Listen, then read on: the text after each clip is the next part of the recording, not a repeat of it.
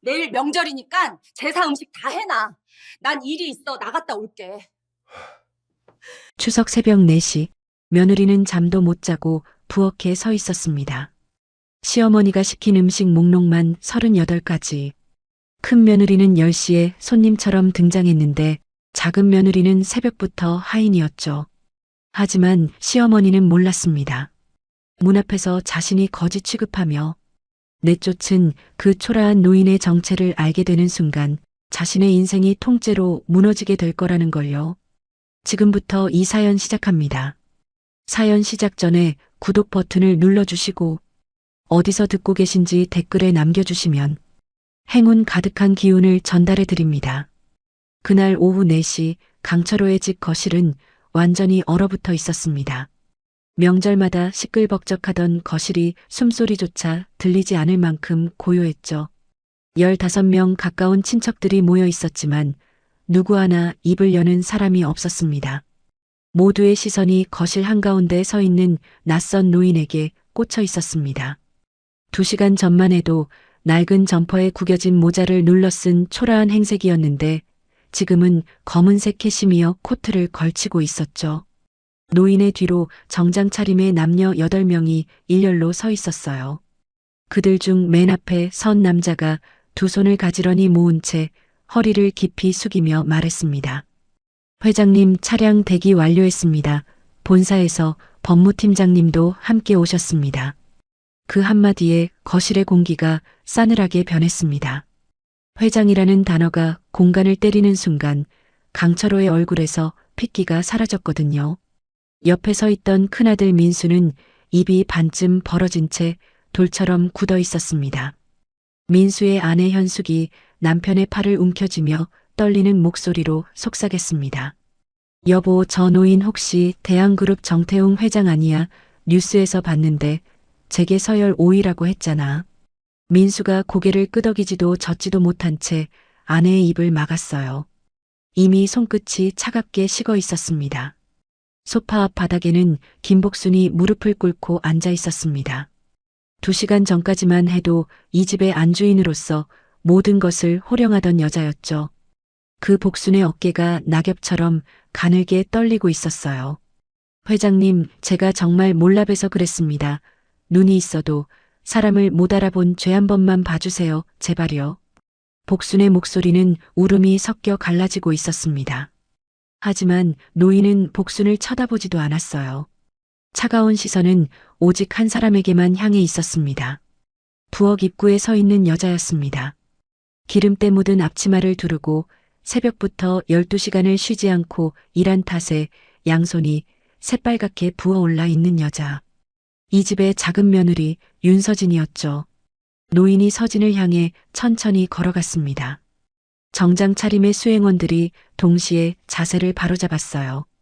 거실에 있던 모든 사람이 숨을 멈췄습니다. 그리고 노인이 서진 앞에 멈춰서더니 허리를 아흔도로 깊이 꺾어 인사를 했습니다. 오랜만입니다. 아가씨, 이렇게 다시 뵙게 되어 감사합니다. 찾는데 참 오래 걸렸습니다. 재벌 총수로 보이는 사람이 이 집에서 하인 취급당하던 며느리에게 극존칭을 쓰며 허리를 숙인 겁니다. 거실이 한순간에 발칵 뒤집어졌죠. 강철호가 소파 팔걸이를 부여잡으며 간신히 물었습니다. 목소리가 바람 빠진 풍선처럼 가늘게 떨렸어요. 회장님이 우리 작은 며느리를 대체 어떻게 아시는 겁니까? 무슨 관계이신지 좀 말씀해 주십시오. 노인은 강철호의 질문에 대답하지 않았습니다. 대신 서진의 부어오른 손을 가만히 내려다보았어요. 그 손등에는 2시간 전 복순에게 맞은 자국이 붉게 남아 있었죠.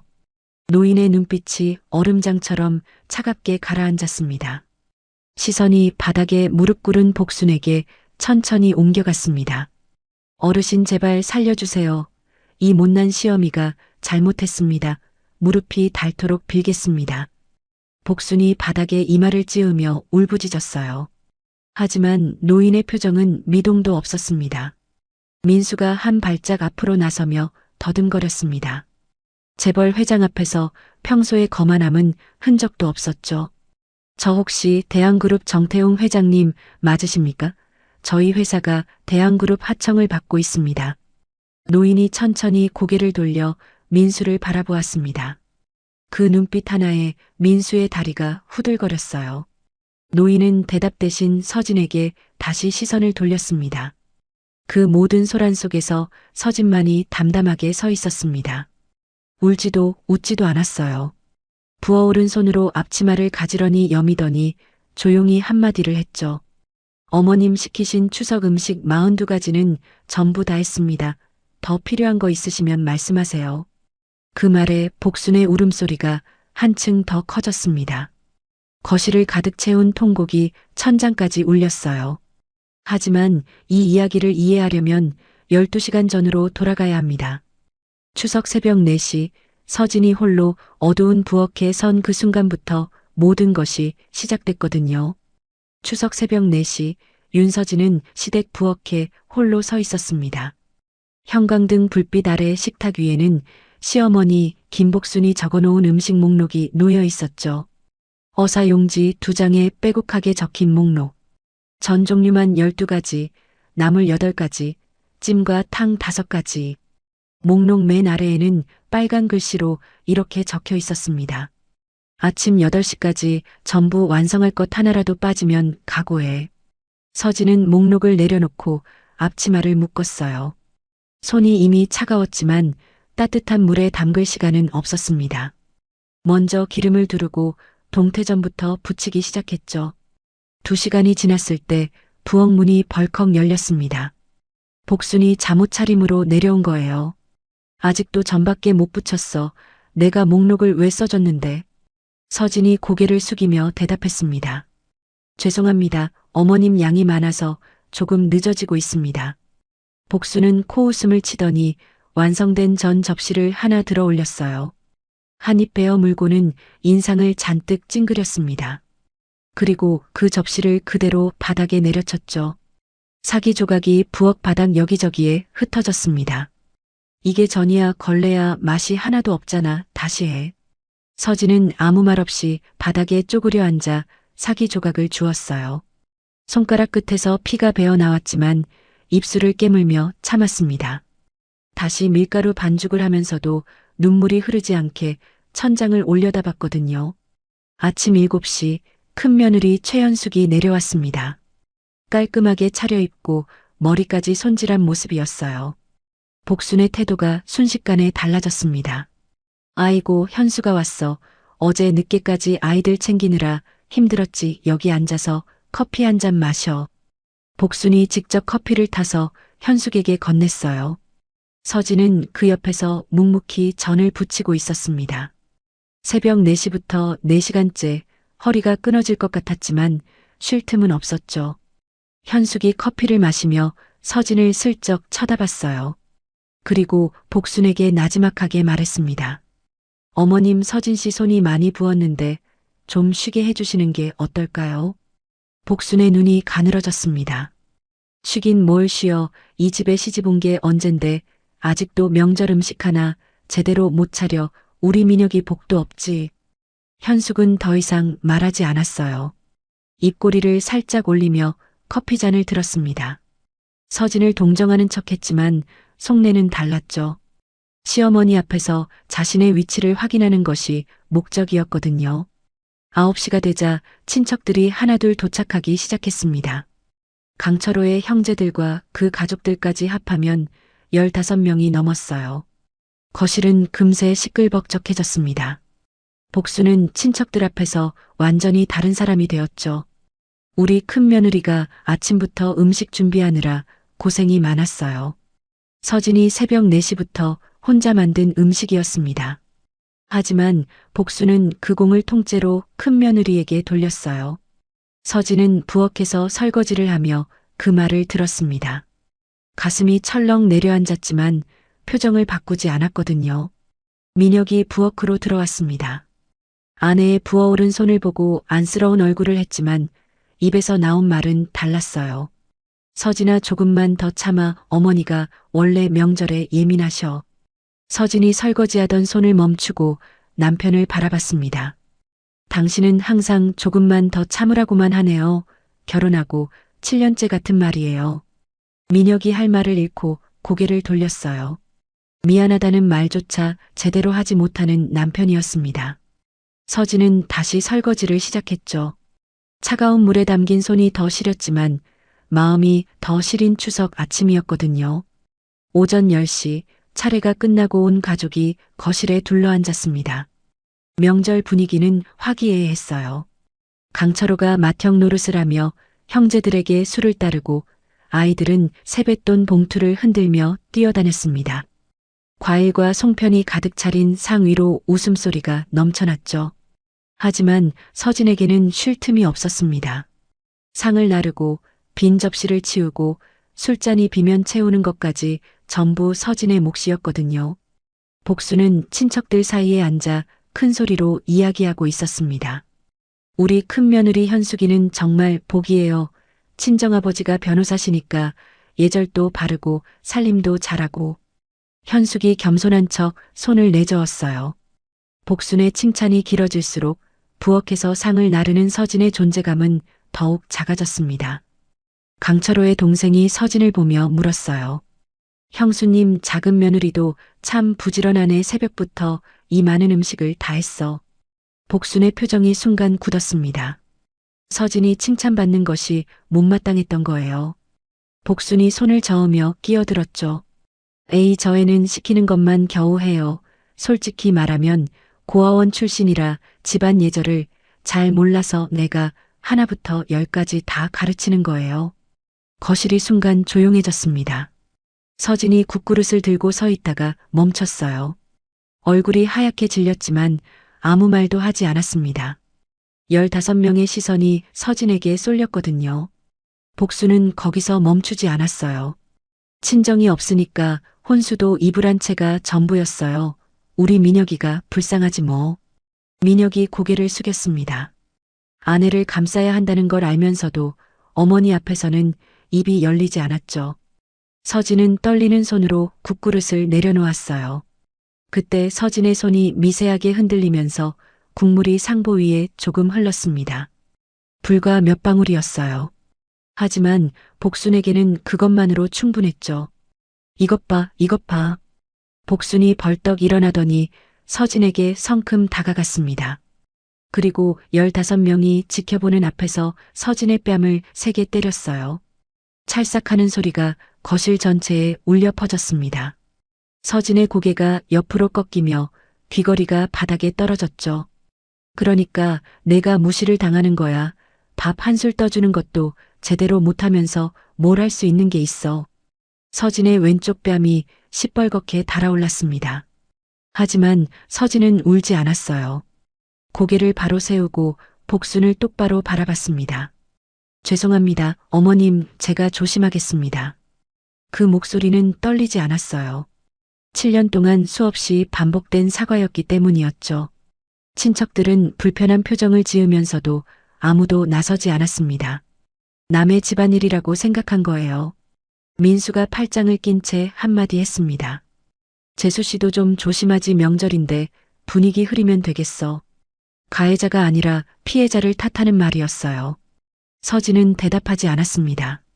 엎질러진 국물을 행주로 닦으며 고개를 숙였죠.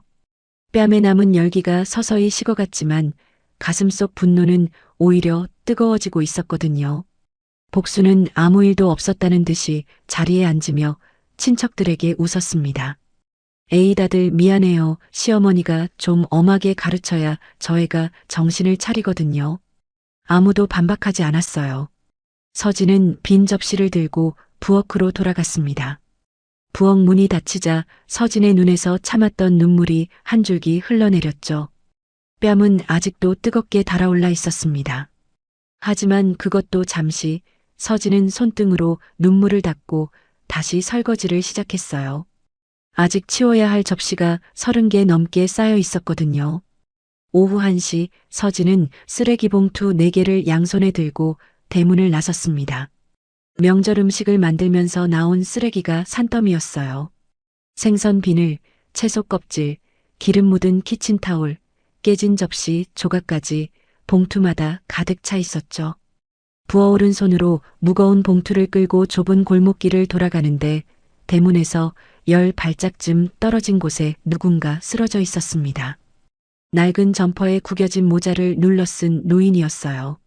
얼굴이 하얗게 창백하고 입술이 바짝 말라 있었습니다. 누가 봐도 몸이 좋지 않은 상태였거든요. 서진은 쓰레기 봉투를 내려놓고 달려갔어요.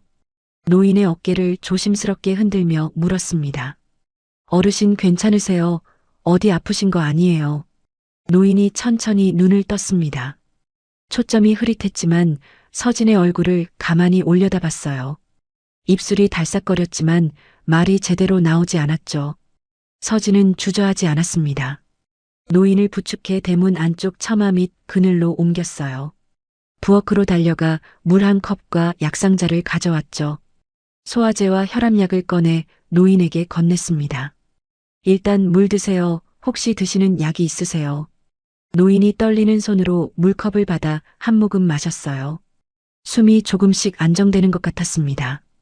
서진은 노인 옆에 앉아 등을 가만히 쓸어주었죠. 노인이 물을 다 마시고 나서 서진을 바라보았습니다. 그 눈빛에 무언가 복잡한 감정이 스쳐 지나갔어요. 서진은 눈치채지 못한 채 미소를 지으며 말했죠. 많이 좋아지신 것 같아요. 천천히 쉬세요. 급할 것 없으니까요. 노인이 가느다란 목소리로 대답했습니다. 고맙습니다. 이렇게까지 해주시는 분은 참 오랜만이에요. 서진은 손을 내저었어요. 대단한 일을 한 것도 아니었거든요. 그저 아픈 분이 쓰러져 계시니 도와드린 것뿐이었습니다. 서진은 노인의 이마에 맺힌 땀을 행주로 가볍게 닦아드렸어요. 그때 현관문이 벌컥 열리며 복순이 나왔습니다. 서진이 부엌에서 사라진 걸 알고 찾으러 나온 거예요. 처마 밑에 앉아있는 노인을 보자 복순의 얼굴이 일그러졌습니다. 야, 너 지금 뭐 하는 거야? 설거지는 누가 하고 여기서 이러고 앉아있어. 서진이 일어나며 말했어요. 어머님, 이 어르신이 밖에서 쓰러져 계셨어요. 많이 편찮으신 것 같은데 좀 쉬시게 해드리면 안 될까요? 복순은 노인을 위아래로 훑어봤습니다. 낡은 점퍼, 해진 운동화, 손때 묻은 모자. 복순의 눈에 노인은 동네를 떠도는 노숙인으로밖에 보이지 않았어요. 코끝을 찡그리며 한 발짝 물러섰죠. 이 집 앞에서 꼴값하지 마세요. 거지가 왜 남의 집 앞에 드러누워 있어요. 당장 일어나서 나가요. 복순이 노인에게 대놓고 반말과 존댓말을 섞어가며 내뱉었습니다.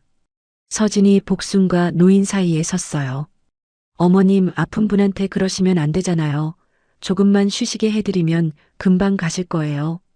복순의 눈이 뒤집어졌습니다. 며느리가 자기한테 대드는 것도 모자라 정체불명의 노인 편을 든다고 생각한 거예요. 복순이 서진의 팔을 잡아 끌며 소리쳤죠. 내가 이 집에서 주인 행세를 하는 거야. 고아원 출신이 주워온 버릇이 그거야. 당장 부엌으로 안 들어가. 서진이 팔을 붙잡힌 채 끌려가면서도 노인을 돌아봤습니다. 노인은 처마 밑에 앉은 채 그 광경을 말없이 지켜보고 있었어요. 입을 꾹 다물고 아무 말도 하지 않았지만 눈빛이 달라져 있었습니다. 아까의 흐릿한 초점이 아니었죠. 서진의 뺨에 남은 붉은 자국과 부어오른 양손을 찬찬히 내려다보는 시선이 놀라울 만큼 또렷했거든요. 서진이 부엌으로 끌려간 뒤에도 노인은 처마 밑을 떠나지 않았습니다. 몸이 아직 회복되지 않은 탓도 있었지만 무언가 다른 이유가 있는 것처럼 대문 안쪽에 조용히 앉아 있었어요. 서진이 가져다 준 물컵을 두 손으로 감싸 쥔 채 집안에서 들려오는 소리에 귀를 기울이고 있었죠. 30분쯤 지났을 때 복순이 다시 밖으로 나왔습니다. 노인이 여전히 앉아 있는 걸 보자 얼굴이 일그러졌어요. 아직도 안 갔어요. 명절에 남의 집 앞에서 꼴값이에요. 여기가 무슨 쉼터인 줄 알아요. 노인이 천천히 고개를 들어 복순을 바라봤습니다. 힘없는 목소리로 말했어요. 조금만 더 쉬었다 가겠습니다. 폐를 끼쳐서 죄송합니다. 복순은 콧방귀를 뀌었습니다. 노인의 사과 따위는 귀에 들어오지도 않았던 거예요. 명절에 집 앞에 거지 같은 노인이 앉아 있으면 친척들이 뭐라고 수군거릴지 그것이 복순의 유일한 걱정이었죠. 체면이 곧 전부인 사람이었거든요. 복순이 현관 옆 수도꼭지를 틀었습니다. 고무 호스에서 차가운 물이 쏟아져 나왔어요. 복순은 그 호스를 들어 올리더니 주저없이 노인에게 물을 끼얹었습니다. 차디찬 물줄기가 노인의 머리부터 발끝까지 적셔내렸죠. 70이 넘은 노인의 몸이 차가운 물에 벌벌 떨리기 시작했어요. 이래도 안 갈 거예요. 명절에 이 꼴이 뭐예요. 손님들이 보면 뭐라 하겠어요. 어서 당장 나가요. 노인은 젖은 점퍼를 부여잡으며 몸을 움츠렸습니다. 떨리는 입술 사이로 가느다란 기침이 새어나왔어요. 하지만 복수는 아랑곳하지 않았죠. 그 소리를 듣고 서진이 부엌에서 뛰어나왔습니다. 노인의 모습을 보자 서진의 눈이 크게 떠졌어요. 온몸이 물에 젖어 떨고 있는 노인과 호스를 쥔 복순 사이에 서진이 뛰어들었습니다. 어머님, 이러시면 안 돼요. 아픈 분한테 물을 끼얹으시면 어떡해요. 복순이 호스를 내던지며 소리쳤어요. 내가 데려온 거지잖아. 내가 치워. 내가 왜 이런 꼴을 봐야 돼. 서진은 대답하지 않았습니다. 자신의 외투를 벗어 노인의 젖은 어깨에 걸쳤어요. 부엌에서 마른 수건을 가져와 노인의 얼굴과 목을 닦아드렸죠. 어르신 괜찮으세요? 정말 죄송합니다. 제가 마른 옷을 찾아볼게요. 노인이 서진의 손을 가만히 내려다봤습니다. 새벽부터 전을 부치느라 부어오른 손, 사기 조각에 베인 상처, 복순에게 맞아 아직도 붉은 자국이 남은 뺨. 노인의 눈시울이 붉어졌어요. 그 순간 복순이 부엌으로 성큼 들어가더니 서진이 오후 내내 준비한 잡채와 나물 그릇들을 양팔로 쓸어 바닥에 쏟아버렸습니다. 사기 그릇 서너 개가 깨지며 날카로운 소리를 냈어요. 서진이 4시간 동안 만든 음식이 바닥에 너저분하게 쏟아져 나왔습니다. 잡채가 바닥을 기름지게 적시고 나물이 사방으로 흩어졌죠. 거지 챙기느라 음식은 언제 할 거야. 내가 이 집 며느리야. 저 거지 며느리야. 서진은 바닥에 쏟아진 음식들을 바라봤습니다. 새벽부터 허리 한번 못 펴고 만든 것들이었어요. 무릎에 힘이 풀려 주저앉을 뻔했지만 이를 악물고 버텼죠. 지금 무너지면 안 된다는 것을 서진은 알고 있었거든요. 서진이 노인에게 돌아와 조용히 말했습니다. 어르신 여기 계세요. 제가 곧 마른 옷을 가져올게요. 절대 그냥 나가시면 안 돼요. 노인은 고개를 끄덕였습니다. 서진의 외투를 여미며 처마 밑에 다시 몸을 기대었어요. 그리고 서진이 돌아서는 순간 아무도 듣지 못할 만큼 작은 목소리로 중얼거렸습니다.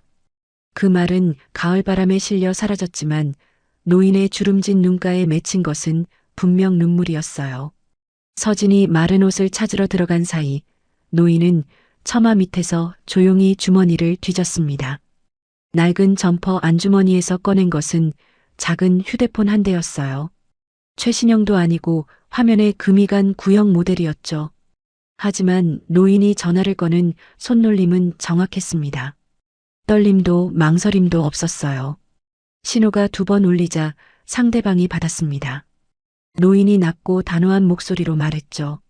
나다 지금 바로 이리로 와라. 법무팀장도 데려오고 한 가지 더 확인할 게 있으니까 그 서류도 챙겨와.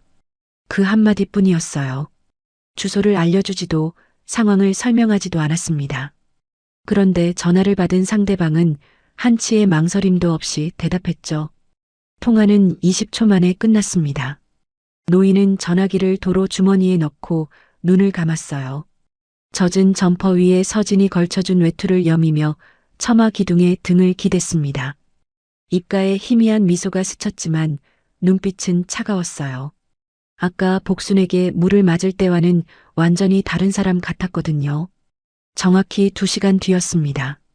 골목 입구에서 저음의 엔진 소리가 들려왔어요. 한 대가 아니었습니다. 검은색 세단이 1대, 2대, 3대, 결국 5대가 좁은 골목에 줄지어 멈춰섰죠. 이 동네에서는 본 적 없는 고급 차량들이었습니다. 차문이 동시에 열리며 정장 차림의 남녀가 내리기 시작했어요. 8명이 일사불란하게 움직이며 대문 앞에 도열했습니다. 맨 앞에 선 남자가 서류 가방을 들고 있었고 그 옆에 여자는 태블릿을 손에 쥐고 있었죠. 동네 주민 몇 명이 골목 끝에서 멀찍이 구경하며 수군거렸습니다. 그때 거실 창문으로 밖을 내다보던 복순이 소리를 질렀어요. 여보, 이것 좀 봐. 밖에 무슨 차가 이렇게 많이 와 있어. 이게 대체 무슨 일이야? 강철호가 자리에서 일어나 창문으로 다가갔습니다. 검은 세단 5대와 정장 차림의 사람들을 보자 표정이 굳었어요. 민수도 옆에 서서 밖을 내다봤죠.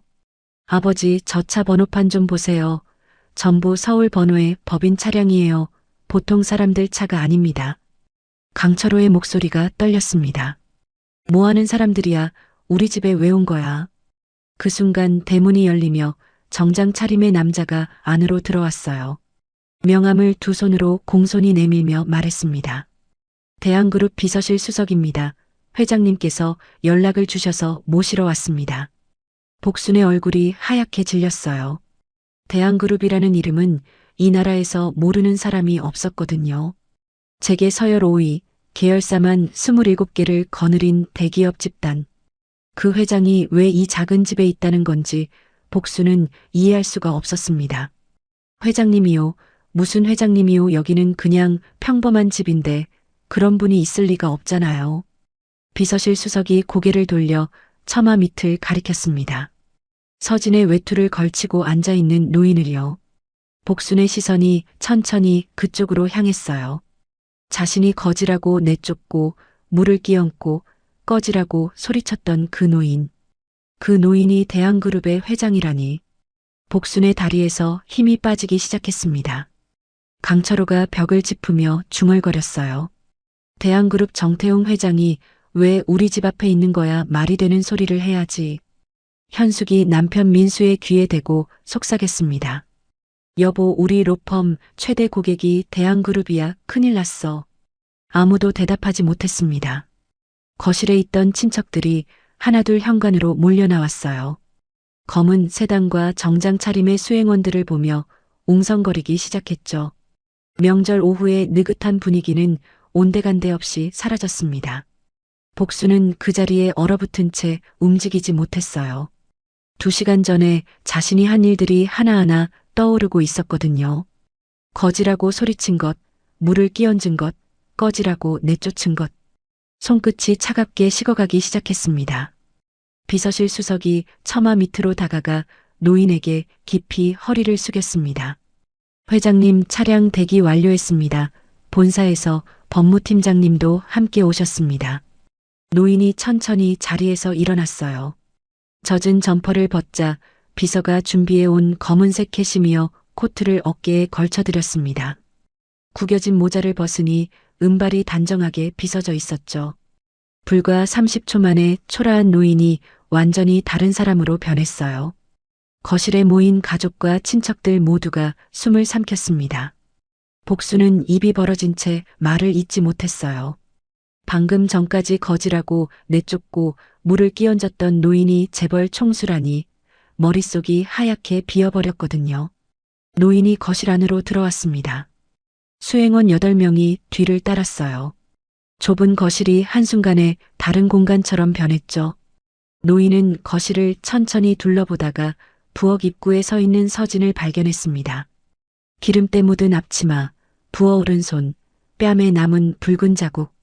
노인의 눈빛에 감정이 스쳤어요.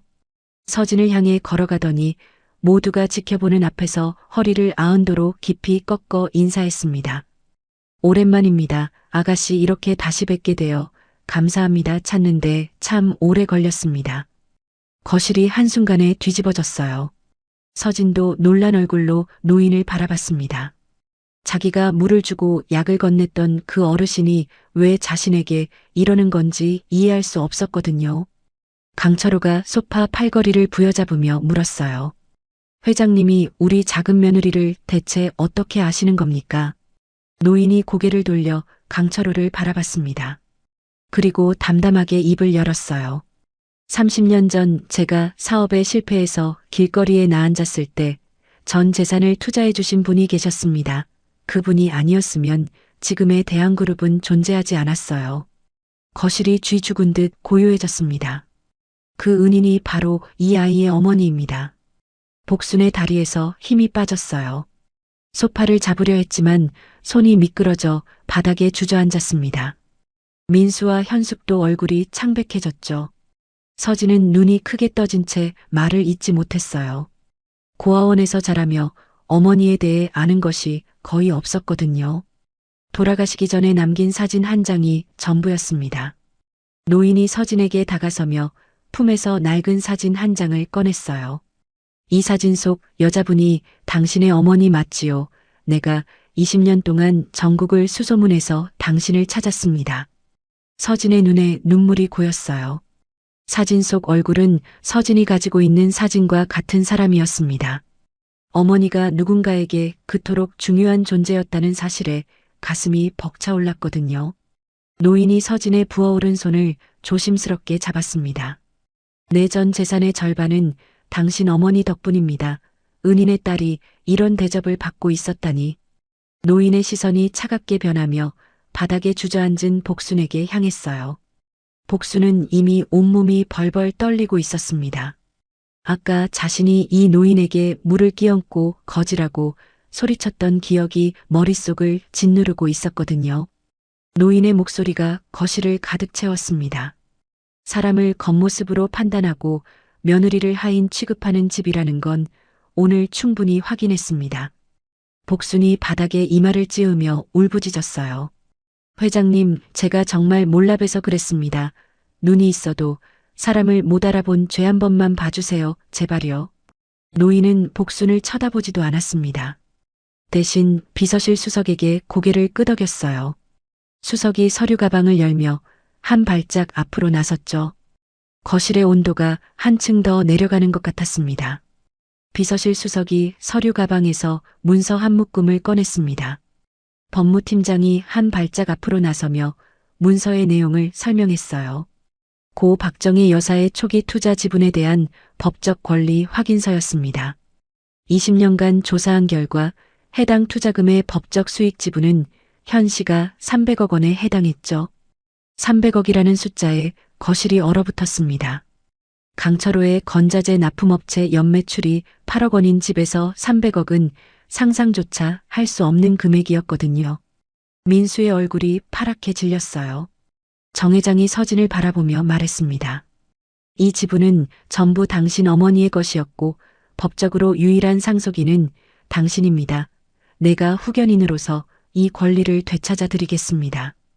서진은 고개를 저었어요.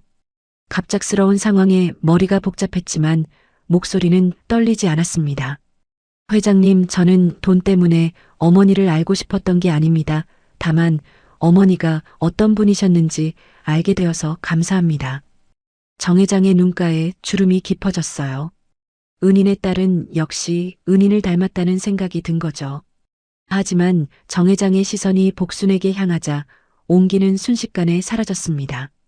강철호 사장. 강철호가 화들짝 놀라며 고개를 깊이 숙였어요. 당신 회사의 건자재 납품 계약 알고 있지요.